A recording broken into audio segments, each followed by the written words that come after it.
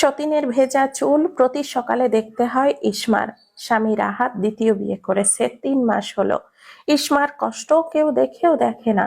রাহাত দ্বিতীয় বিয়ে করার পরের দিন ইসমার সামনে নিজের সদ্য গোসল করা ভেজা চুল আর ঘাড়ে গলায় নখের আঁচড় নিয়ে আসতে দ্বিধাবোধ করলেও এখন যেন এসব কিছুই না। সময়ের সাথে সাথে ইসমার সাথে রাহাতের দূরত্ব একটু একটু করে বাড়ছে।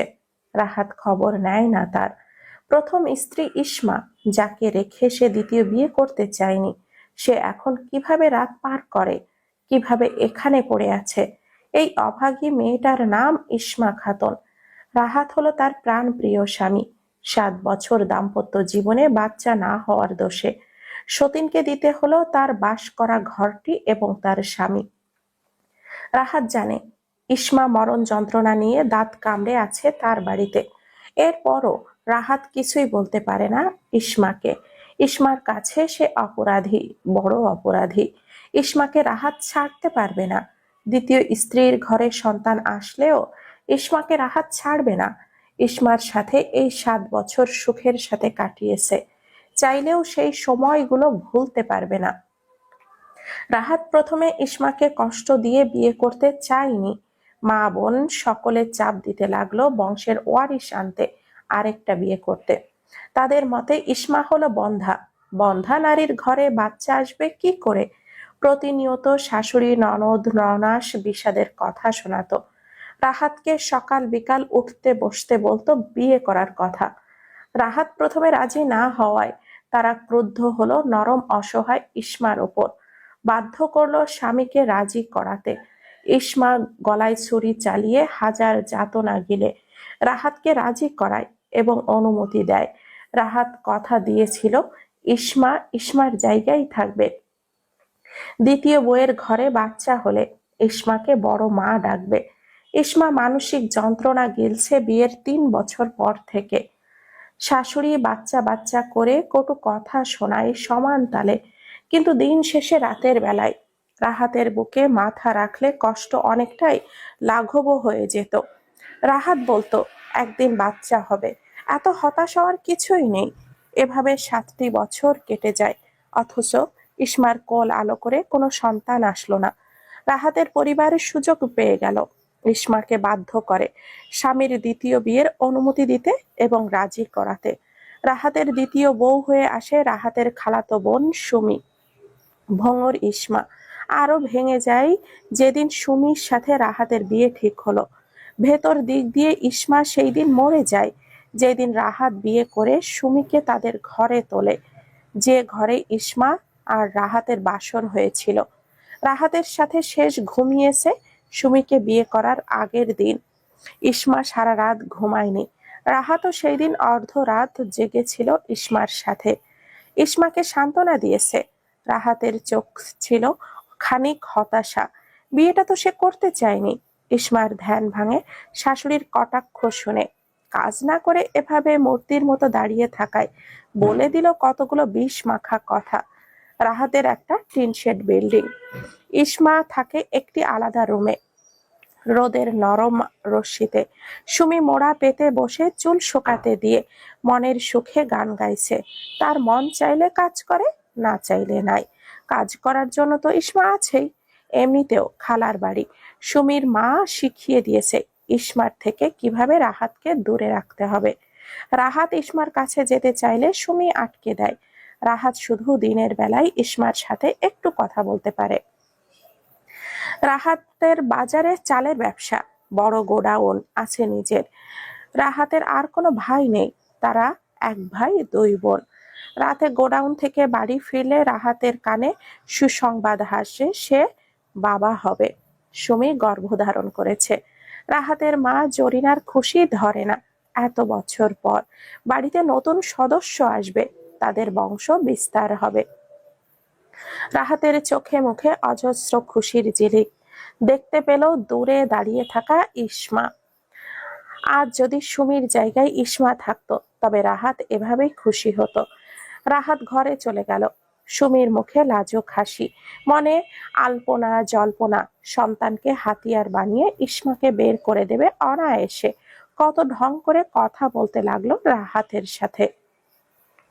রাহাতের খুশি যেন ধরছেই না। হঠাৎ মনে হলো ইসমার কথা, ইসমাকে জানাতে হবে খুশির সংবাদ। উঠে দাঁড়াতে নিলে সুমি হাত টেনে ধরলো। যেতে দিবে না সতীনের কাছে। এখন থেকেই ওই বন্ধার কাছ থেকে দূরে থাকতে হবে, তা না হলে তাদের অনাগত সন্তানের ওপরে খারাপ প্রভাব পড়বে। রাহাত সুমিকে বুঝিয়ে শুনিয়ে ইসমার ঘরে চলে গেল। ইসমা নিরলস ভঙ্গিতে জানালার ধারে দাঁড়িয়ে আছে। অবহেলায় চুলগুলো উঠছে, চোখে নেই কোনো স্বপ্ন, কোনো আশা। বিধ্বস্ত অবহেলিত ভঙ্গুর মানুষের আবার স্বপ্ন কিসের? যাকে নিয়ে স্বপ্ন বুনেছিল সে এখন আরেকজনকে নিয়ে স্বপ্ন বনে। ইসমা তো শুধু এখন তৃতীয় পক্ষ।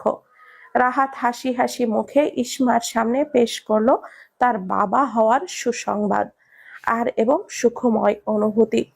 যার কাছে অনুভূতি পেশ করলো তারই কোনো অনুভূতি নেই। ইসমা নীরব চোখে দেখে গেল তার স্বামীর আনন্দ, যা রাহাত এতদিন খুঁজে এসেছে আর পেয়েছে সুমির কাছে। ইসমা বলল, আপনি বাবা হচ্ছেন, আমিও খুশি। সুন্দর হোক আপনাদের জীবন, দীর্ঘ হায়াত নিয়ে জন্ম হোক আপনাদের সন্তান। এতদিন পর আপনাদের সবার মনের আশা পূর্ণ হয়েছে। মিথ্যা হাসি ঝুলিয়ে কথাগুলো বলল ইসমা। রাহাত ধরতেই পারল না ইসমার হৃদয়ে লুকানো যাতনা। রাহাত খুশিতে গদগদ হয়ে বলল, আমার তর সইছে না ইসমা। কবে ছোট বাবুটা আসবে? কবে হাঁটবে? কবে বাবা বলে ডাকবে? আপনার সন্তান আপনাকে আমাকে কি ডাকবে? বড় মা। আগেই তো বলেছি তোমাকে বড় মা ডাকবে। সুমি যদি না চায় ওর বাচ্চা আমাকে মা ডাকুক, তখন? রাহাত ভাবনায় পড়ে গেল। আসলেই তো, সুমি এখনই তাই অনাগত সন্তানের কাছ থেকে দূরে থাকতে হুঁশিয়ারি দিয়েছে। ভূমিষ্ঠ হওয়ার পর কি করবে? রাহাত গম্ভীর মুখে বলল, পরেরটা পরে দেখা যাবে। তুমি সুমির দিকে খেয়াল রাখবে, কি লাগে না লাগে দেখবে। ইসমার কথা একদমই শুদ্ধ। ছোট কাল থেকেই শহরে কেটেছে, সেই সুবাদে কথা একদমই শুদ্ধ সারিতে পরিপক্ক। রাহাত সবসময় ইসমার সাথে ইসমার মতোই শুদ্ধ ভাষায় কথা বলে। গ্রামের অনেকে ইসমার কথায় মুগ্ধ। মেয়েটার চলাফেরা যেমন, কথাও তেমন। কণ্ঠ খাদে নামিয়ে স্পষ্ট ভাষায় বলল, শুনতে ইচ্ছে করে। রাহাত বলে, চলে গেল। রাহাতের মনে এখনো ক্ষীণ পরিমাণ ইসমার নাম রয়ে আছে। তবে সামনে কি তা থাকবে, নাকি আবসা এক চিহ্ন পর্যন্ত সুমি খুঁচিয়ে খুঁচিয়ে উঠিয়ে ফেলবে? ইসমার ফর্সা গাত্রে মলিন কাপড় জড়িয়ে আছে। আজকাল শরীরের যত্ন নিতে ইচ্ছে করে না। চোখের নিচে কালো দাগের আধিপত্য দেখা দিচ্ছে। ইসমার চোখ দিয়ে অনবরত বৃষ্টির ফোঁটার ন্যায় অশ্রুকণা পড়তে লাগলো। এই বোবা কান্না আল্লাহ ছাড়া কেউ দেখে না। ইসমা বড় আকাশের দিকে তাকিয়ে মুচকি হাসি দিল। তারকারাজির মেলা বসেছে আকাশ জুড়ে। এই আকাশের নিচে কালো অন্ধকার রাত্রিতে কত সুখী দুঃখী মানুষ বাস করে। কেউ সুখে জড়ানো, কেউ দুঃখে জড়ানো। ইসমার জানতে ইচ্ছে করে তার মতো যারা বন্ধা, তাদের সবাইকে ইসমার মতো হেয় প্রতিপন্ন হতে হয়? স্বামীর ভাগ ছেড়ে দিতে হয়? কথায় কথায় বন্ধা শুনতে হয়?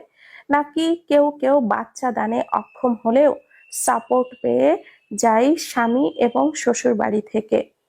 ইসমা জানে না তার মতো নারীরা কেমন করে জীবন কাটায়। তবে সাক্ষাৎ করতে মন চায় তার, তার কাতারে সামিল হওয়া ভুক্তভোগীদের। ইসমার বাবা আছে, তবে থেকেও নেই। মা তাহিয়া খাতুন আরো অসহায়। স্বামী ছাড়া ভাইদের বাড়িতে থেকে মেয়েকে বিয়ে দিয়েছে। মেয়ের কপালেও সুখ নেই, মায়ের কপালেও নেই। সেই রাতগুলো কোথায় গেল, যেই রাতে রাহাতের উষ্ণতায় মোড়ানো থেকে ভোর হতো রাহাতের সাথে? রাহাত কি একবারও ভাবে না ইসমা কি করে সইছে সতীনের দখলদারিত্ব? নীলগিরি হেলিপ্যাড জায়গায় একটা কালো হেলিকপ্টার ডানা ঝাপটিয়ে নেমে এলো। ভেতর থেকে একজন মেজর ধাম করে দুই পা শক্ত জমিনে রেখে শির দ্বারা উঁচু করে দাঁড়ালো। গায়ে তার ফিটফাট ইউনিফর্ম পরা। ক্যাপটা মাথায় দিয়ে দু হাত মাথার উপরে তুলে টান টান করলো হাতের আঙ্গুলি। পেটানো শরীর ডান পাশে বাম পাশে হেলিয়ে দুলিয়ে সোজা হয়ে দাঁড়ালো। ইউনিফর্মের গায়ে লেখা মেজর ওসামা খন্দকার। ক্যাপ্টেন, চেহারার এই অবস্থা কেন? স্যার, বান্দরবনে অনেক রোদ।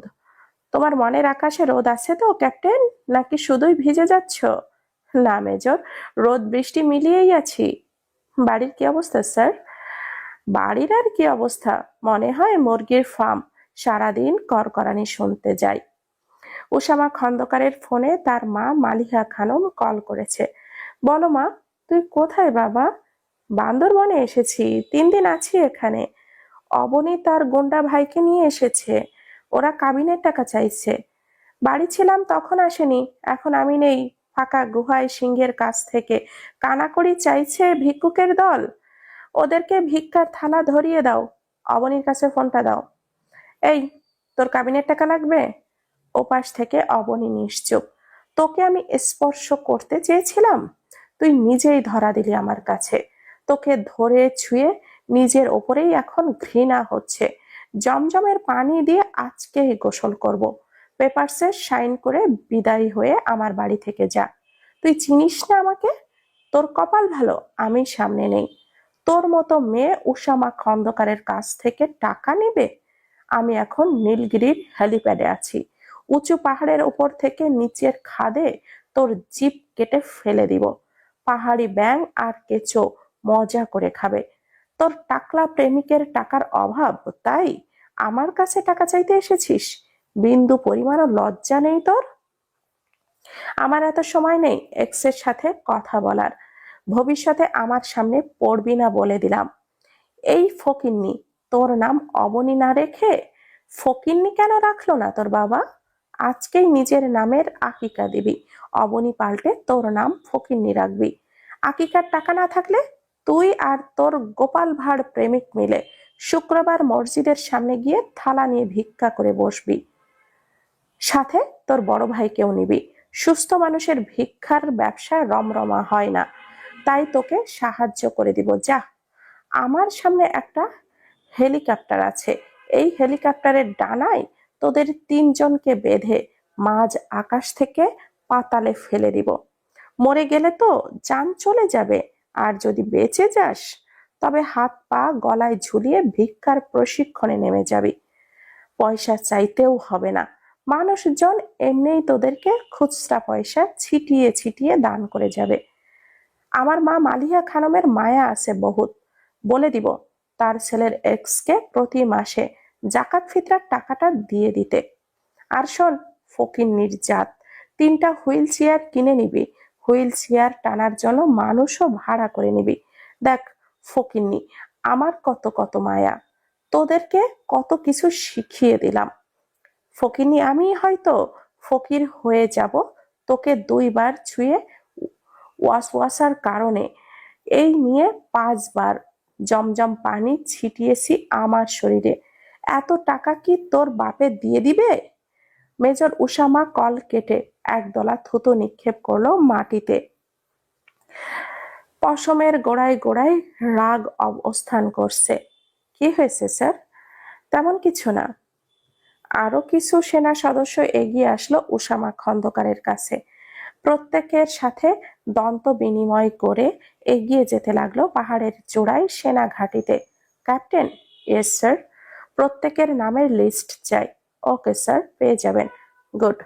উসামা খন্দকার একটা একটা কদম রাখে আর নিজের মনে বিড়বিড় করে বলে, জীবনে কোনো মেয়ে নিয়ে বাজে চিন্তা করলাম না, প্রেম ভালোবাসা করলাম না, সেই আমার কপালে এমন লুচু খাটাস মেয়ে জুটলো কি করে?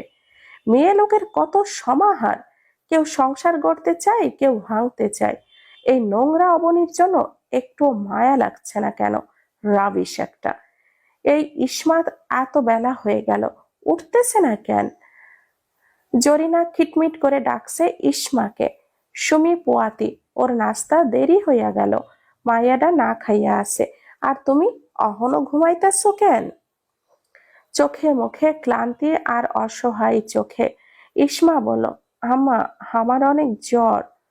জরিনার মায়া হলো না, কর্কশ গলায় বলল, অজুহাত না দেখাইয়া কামে হাত লাগাও জলদি।